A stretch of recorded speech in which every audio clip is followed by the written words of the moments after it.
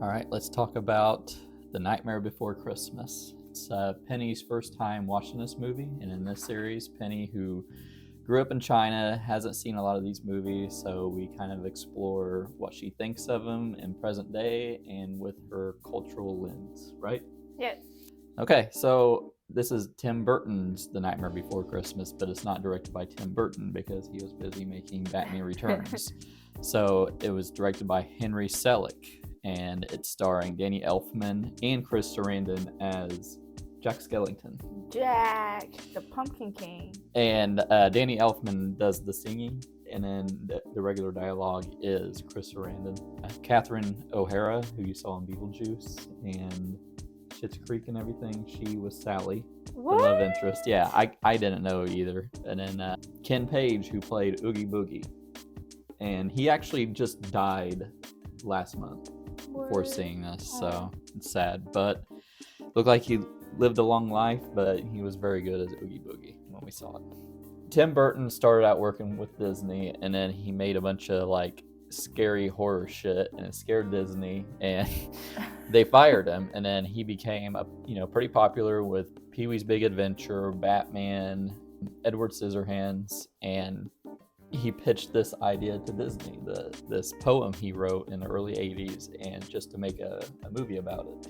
And apparently there was a lot of trouble writing the script for it, so they basically just filled it with a bunch of songs.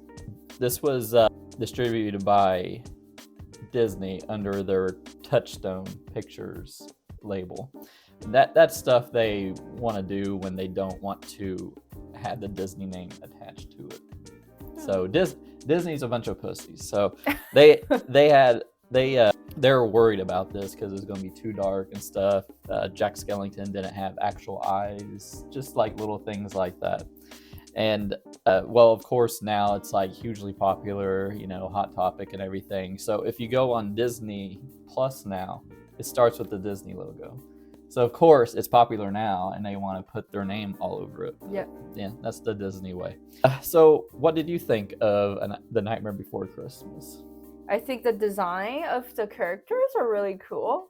The look of it. Yeah, he doesn't hold back. So like Tim Burton, he like always kind of borders between kid friendly and actually scary stuff. And that's part of the reason why he was fired from the Batman series, because he made it too weird and horny for Batman Returns. And parents complained that they didn't want him to make another one. But that's why I like it so much, though, because it's so weird and horny. It's just not for younger kids. The penguin always had goop coming out of his mouth. Catwoman took her claws and played tic-tac-toe on a man's face. I was gonna say, and I was surprised that the characters, they don't look the same. They all look very different. Oh yeah, the creature design, the character design, there's a lot of different ideas going on. And then he did work for Disney, and then Tim Burton's a very creative person, especially when he was younger, and he had like all these sketches. So he made Jack Skellington a long time ago, so you can catch glimpses of him here and there, I guess, if you're like pausing the movie and showing it slow motion, that he's like in Beetlejuice, and just some other pictures. But other than the graphic design, I think the story is also very cool and very unique. I always love stories that are just simple. Obviously, Jack, the scary dude, he just discovered Christmas, and he just want to be Santa and bring kids joy. Yeah, and I kind of like that message to this. Like, he gets kind of depressed, and you get this, the grass is greener on the other side. But I like, especially for like a kids movie, to have a good message. I like to say family movie, because a kids movie can be just utter trash and kids will like it. You want a family movie where the kids and the adults enjoy it. But yeah, it's like you don't need to change your core self. You just need a new perspective on stuff. That's what he tried to change his core self, and it just didn't work out. He just needed that new perspective. It kind of fulfilled his life in Halloween Town. I really like. It's a very tight movie. It got a main line, and the character development was really cool as well. What do you think about the songs? The songs are amazing. Yeah. They're very catchy. They stick to the topic, and whoever that you said did the singing was just amazing. But I think I would really like to listen to the songs again with like seeing the lyrics, because when we were at the theater, I think I might have missed or didn't really know what they were saying. Of course, I know the general topic of what they're saying, but I didn't. I think knowing specifically the what the lyrics are saying is gonna make it more fun. I don't know. It's just my only complaint about watching movies in theaters these days. I just wish they have subtitles. Yeah. Well, I think there's a sing-along version of Nightmare Before Christmas, but it might be on Disney Plus. Who knows? I think you would appreciate the Kidnapped Sandy Claus song a little bit more if you heard like everything they were describing in it that they were going to do to Santa, and basically like torturing him. Oh, I didn't really get that. It's like lock him up and for so many years and see what he says, or no wonder why the parents don't like it. well, yeah, Christian conservatives, they always want to like rain on everyone's parade, and of course they complain about this as well. But yeah, I thought. But what a fun movie! What a fun topic and idea for kids to watch. Like, you know, you kind of gotta expose them to some like fun, dark, fun stuff. Yeah, kids like to be kind of scared, but you don't want to scare them too much. Yeah, it's no bloody scene or anything, because everybody's like almost like a stuffed toy. Yeah, and they say in like the opening Halloween song is like they just like scary stuff. They don't want to be mean to people. Yeah. They just like the thrill of the scare.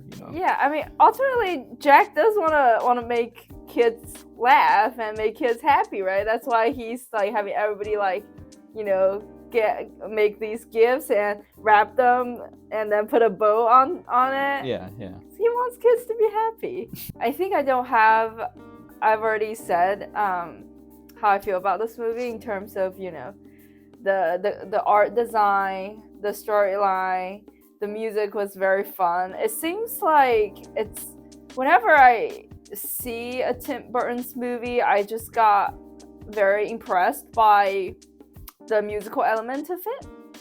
I never used to really love musicals in a movie, in a show.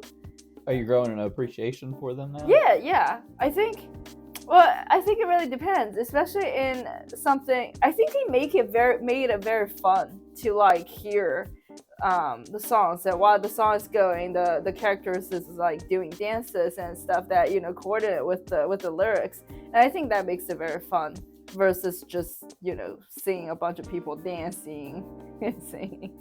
Are you becoming a Tim Burton fan then?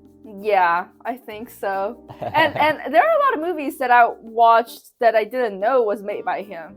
Technically this wasn't directed by him. I think Henry Selick does deserve a lot of acknowledgement for this movie. I mean, it's a stop motion animation. Yeah. I'm a big pain in the ass that is, especially with the limited technology they had at the time. Then, I mean, This came out in 1993.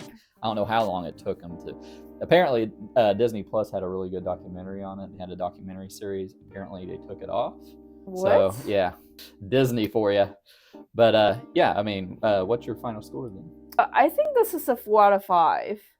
This is just a very neat experience. You don't see movies like that these days. It's how much I don't like Christmas movies. Yeah, I don't see them making a movie like this today. No, it's a short story. It's fun to follow through. It's new concepts that you're like, oh, I didn't know that a story can be, told like this, and I have no complaints about it. Definitely a fun, got really dark Halloween elements in it. Got a little bit of Christmas element in it. Yeah, I kind of like it for Christmas. It gives me a little Halloween taste during that time.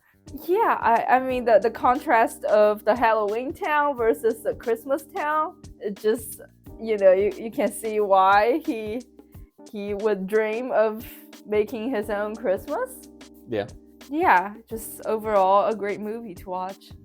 Yeah, I think I'm there with you. I'm like at four stars. I didn't really. I grew up with this. This came out like when I was 12, so I should have been prime. But I was watching actual horror movies. I'm like, this is kid shit.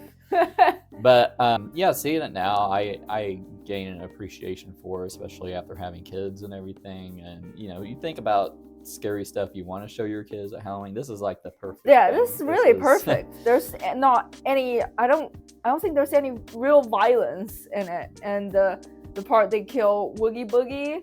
Yeah, he just turns into bugs and Yeah. melts and squashes that last bug. Yeah. At the end, so. That's like kids' way of how a character should end. It's fun. And they've been trying to make a sequel to this. They tried to make a sequel in early 2000s. Burton refused, and they're trying to make a live action remake. Live action. Fucking Disney. Yeah, I really don't like how these days, they try to extend a series just to make money, just to bring. I mean, it's nice to bring back memories, but so that's why AMC are doing like anniversary, shows. But I really don't like how they like drag it out and make it kind of horrible. Just trying to make more money. So yeah. They just re-release it. You make money that way. There's a lot of people in the theater. I know. Or you come up with better ideas, new ideas, That's too much, though. That's too much work. From the imagination of Tim Burton comes The Nightmare Before Christmas. So let us know what you think of The Nightmare Before Christmas. That's just our opinion, so let us know down in the comments your opinion, and hit that like button, hit that bell icon, and hit the subscribe button, and we'll see you later. Bye.